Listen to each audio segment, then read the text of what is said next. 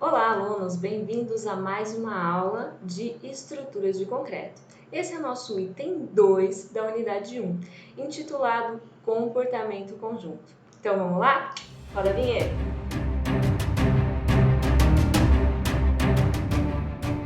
Então, vamos lá. Vamos falar, então, sobre o porquê dessa associação, concreto e aço, e como é que funciona o comportamento conjunto. Bom, o concreto se comporta bem com relação às deformações de compressão.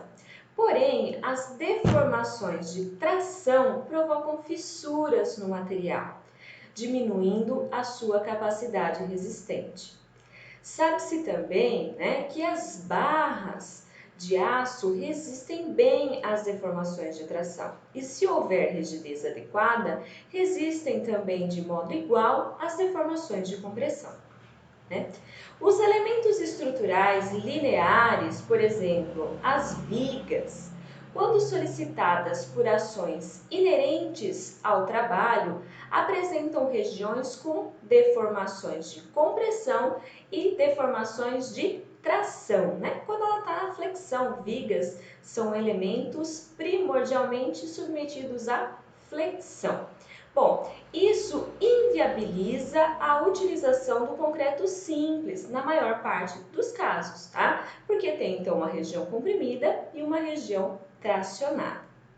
Assim, a associação de concreto e barras de aço forma um material estrutural composto que resiste bem tanto às deformações de compressão como às deformações de tração.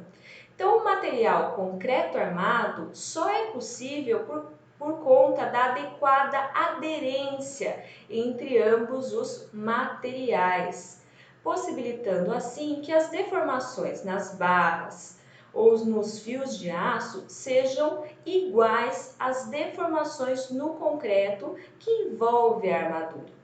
Então, o estudo do fenômeno de aderência, ele é fundamental, tá? E tem uma importância fundamental para garantir a transferência das forças, que estão atuando nas barras para o concreto que as envolve. Então, vamos falar sobre aderência entre concreto e armadura.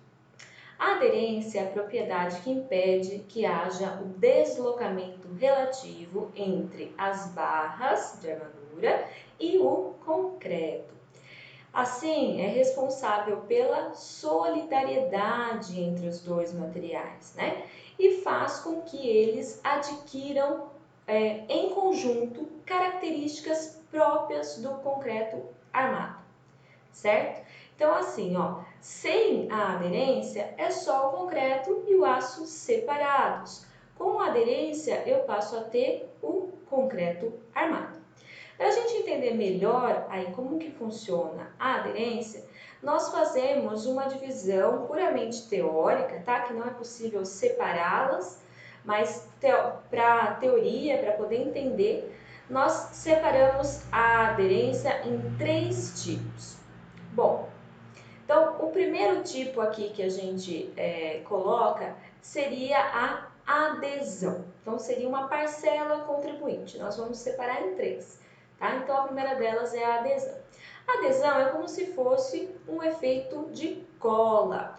É a resistência à separação dos dois materiais em função de ligações físico-químicas na interface das barras com a pasta geradas durante as reações de pega do cimento.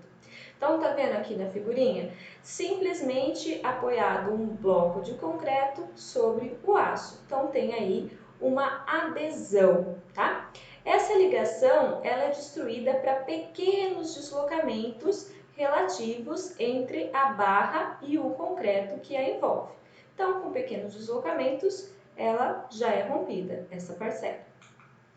Bom, a segunda parcela é o atrito. O atrito se manifesta quando há tendência de deslocamento relativo entre os materiais.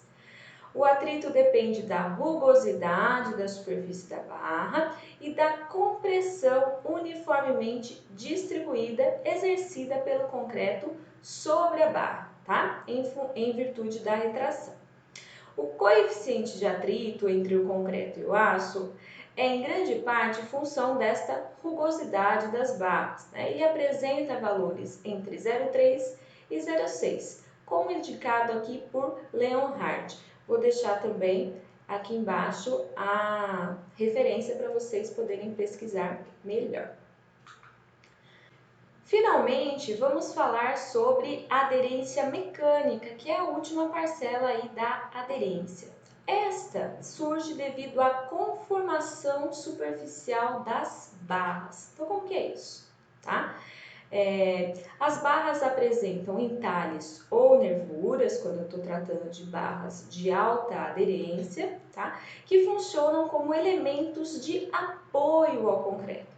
Tais elementos mobilizam tensões de compressão no concreto, o que aumenta significativamente a aderência, tá? Mesmo as barras lisas, que é o caso das barras de CA25, apresentam alguma rugosidade superficial, né? Resultado aí do processo da própria fabricação. Então, estou indicando aqui para vocês aonde seriam esses pontos aí, né, das nervuras que servem de apoio ao concreto, certo? Bom, então aqui vai uma pergunta. Uma barra lisa pode apresentar aderência mecânica? Então, já falei que sim, né, em função da sua rugosidade superficial natural do processo de fabricação, certo? Então, vai gerar aí um denteamento da superfície.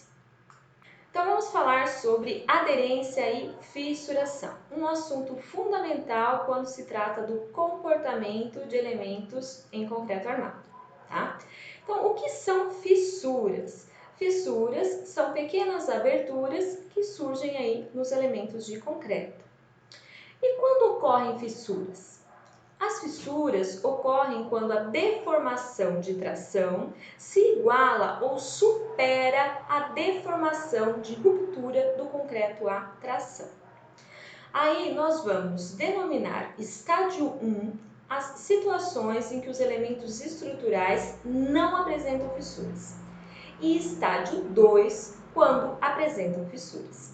Então vimos que a armadura, né, pode se alongar até 10 por mil, ou seja, 10 milímetros para cada metro de extensão. O concreto aderente à armadura, ele fissura sobre tal alongamento. Vamos entender melhor. Bom, se nós desprezarmos o alongamento do concreto tracionado, este valor corresponde a 10 fissuras de 1 milímetro de abertura para cada metro de comprimento da peça, certo? Mas vocês podem se perguntar, por que do valor 10 por mil? Né? Esse valor está nas normas com o intuito de limitar a fissuração em valores aceitáveis, tá? As barras, né, como eu falei a aula passada, elas possuem valores de deformação últimas bem maiores que 10 por mil. Outra pergunta que pode ocorrer, pode-se eliminar completamente as fissuras? Bom, eliminar completamente as fissuras seria antieconômico. Por quê? Porque, né, com isso teria que ser aplicado tensões muito baixas, né, tensões de tração muito baixas na peça e na armadura, né? As fissuras, elas devem ser limitadas a aberturas aceitáveis em função do ambiente onde a peça está exposta. Por exemplo, menor que 0,3 milímetros, tá? De modo que não prejudiquem nem a estética nem a durabilidade. Esses limites de fissuração nós vamos estudar na última unidade, tá? Bom, geralmente o que é feito? Bom, são dispostas barras, né, de pequeno diâmetro distribuídas ali na superfície. Então, isso evita com que exista grande fissuração. O ensaio de arrancamento, né, ele consiste em extrair uma barra de aço posicionada no centro de um corpo de prova de concreto.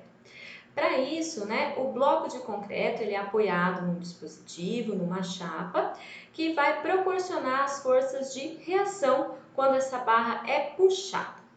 As duas extremidades da barra são projetadas para fora do corpo de prova, como está indicado aí na figura para vocês, tá? Durante o ensaio, a gente mede a força de tração aplicada em um dos extremos e o deslocamento relativo no outro extremo, certo? Bom, o ensaio de arrancamento ele não produz valores representativos da resistência à aderência em vigas de concreto. Por quê? Na situação de serviço, né, o concreto ele já apresenta fissuras, né? Em consequência, há pontos com e sem transferência de tensões para a barra. Bom, então aqui eu estou mostrando uma figura para vocês para ilustrar este ensaio. Então, no caso da barra ser solicitada por uma força de tração inferior à força de tração última, ou seja, a força que levaria ao arrancamento, são mobilizadas tensões de aderência em apenas uma parte do comprimento total. Bom, muito importante, só existem tensões de aderência onde há variação nas tensões normais na barra de aço, tá? Bom, aí à medida que o ensaio prossegue, né, e a força na barra é incrementada, a profundidade do trecho de transferência de tensões aumenta, como eu estou mostrando aqui na figura. Então, a figura mostra-se a situação ao final do ensaio, quando a força na barra se iguala à força de arrancamento. Estou indicando aqui como Ft, força na barra, igual à força de arrancamento, que eu chamei de Ftu. Nessa situação, a aderência é mobilizada em todo o comprimento da barra. Isto é mobilizada a máxima capacidade de aderência entre os dois materiais e ocorre o arrancamento da barra. Bom, vamos entender um pouquinho melhor o mecanismo de aderência.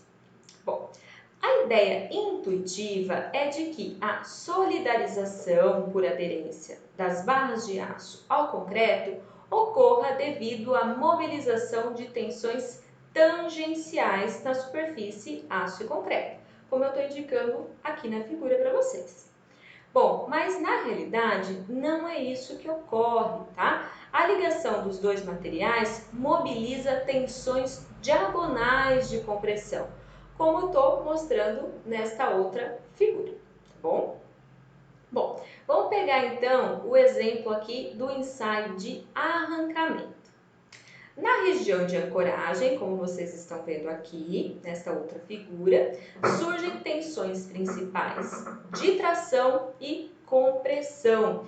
E eu estou indicando aqui as trajetórias dessas tensões principais. Quando uma barra imersa em concreto é solicitada a tração, os mecanismos de transferência de tensões relacionados à adesão e ao atrito são mobilizados. Entretanto, estes são superados para pequenos deslocamentos relativos entre aço e concreto. A partir daí, as tensões de aderência são mobilizadas pelas nervuras presentes nas barras, resultando em forças nas barras, como indicado aqui na figura. Consequentemente, surgem forças de compressão no concreto de mesma magnitude, porém de sentidos opostos, certo? Bom, a força nas bielas de compressão, então essas forças diagonais, elas possuem, portanto, uma componente na direção da barra, que eu chamo de componente longitudinal, e uma componente perpendicular ao eixo da barra, que é a componente radial. Bom, como que eu vou entender o que significa essa componente radial? Essa componente radial é como se fosse uma pressão interna atuando no concreto, de modo que comprime esse concreto, como eu estou mostrando na figura. Essa componente também gera tensões de tração circunferencial no concreto ao redor da barra, provocando aí uma região com fissuração. Então, provoca fissuras nessa região. Estas tensões de tração estão na direção transversal ao eixo da barra e a acompanham em todo o seu comprimento. Eventualmente, o concreto pode fissurar paralelamente à barra. Nós chamamos de fissuras longitudinais ou fissuras de fendilhamento. E essa fissura pode se propagar até a superfície da viga, como eu estou mostrando aqui na figura para vocês. Uma vez que essas fissuras surgem, a transferência de tensões diminui, a menos que exista armadura que confine o concreto e seja capaz de conter a abertura dessas e novas fissuras. Bom, então olhem essas figuras que eu estou mostrando agora para vocês. Essas figuras, elas representam aí situações típicas de fissuras por fendilhamento. O que a gente observa? Observamos que as fissuras elas tendem a se desenvolver ao longo da menor distância entre uma barra e a superfície, ou entre duas barras. Assim, se a gente tiver um cobrimento pequeno em relação ao diâmetro da barra, a fissura pode atingir a face externa do elemento. Então, por isso que é importante eu avaliar aí corretamente qual é o cobrimento que eu vou utilizar. Os efeitos desfavoráveis do fendilhamento podem ser reduzidos quando existe uma compressão transversal na zona de ancoragem, como nos apoios diretos das vigas. Bom, se não existir, é necessário colocar uma armadura transversal ao longo do comprimento de ancoragem, capaz de absorver os esforços de fendilhamento. Dessa forma, a ABNT, NBR 6118, exige que as ancoragens por aderência sejam confinadas por armaduras transversais ou pelo próprio concreto, considerando aí, que o cobrimento seja maior que 3 vezes o diâmetro da barra. Bom, vamos falar agora sobre os fatores que interferem na aderência. As análises experimentais mostram que vários fatores influenciam na tensão de aderência entre o aço e o concreto, tais como as propriedades do próprio concreto que circunda a armadura, suas condições de adensamento e endurecimento e a textura superficial da barra de aço. Nós já vimos que entalhes e nervuras superficiais nas barras funcionam como elementos de apoio ao concreto, mobilizando nele tensões de compressão e aumentando a aderência entre os dois materiais. Então, as barras de alta aderência, barras de CA50 e CA60, que estão mostradas aqui na figura, são fabricadas com entalhes ou nervuras, destinadas a promover então a resistência mecânica de aderência. Mesmo as barras lisas também apresentam certa rugosidade superficial.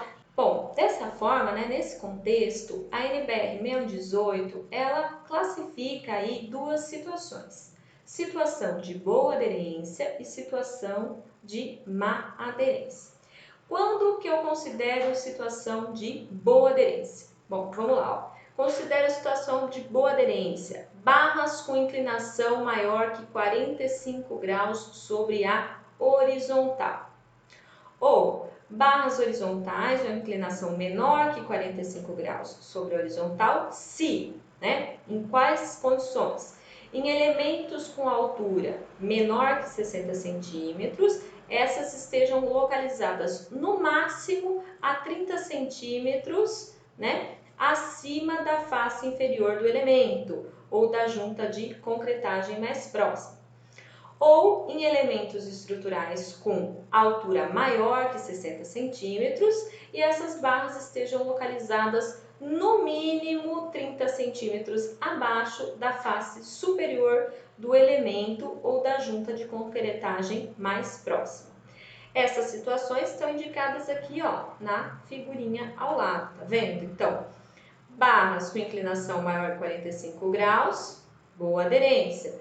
Aí, para classificar se é má ou boa aderência, vai depender da altura do elemento.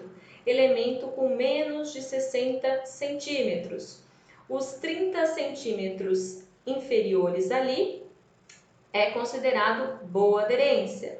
Agora, elementos, né, que tenham mais que 60 centímetros, excluindo os 30 centímetros da parte superior, o restante é considerado como boa aderência, tá? Então, essa parte vai ser importante para a gente, né, das situações de boa aderência ou má aderência, na hora que a gente for calcular aí a parte de ancoragem das barras, tá? Na parte de detalhamento. Logo, logo a gente chega lá. Bom, então é isso aí, pessoal. Estudamos hoje um pouquinho aí sobre o comportamento conjunto. Espero que vocês tenham gostado da aula, tenham conseguido acompanhar aí. E nos vemos na próxima aula. Tchau, tchau!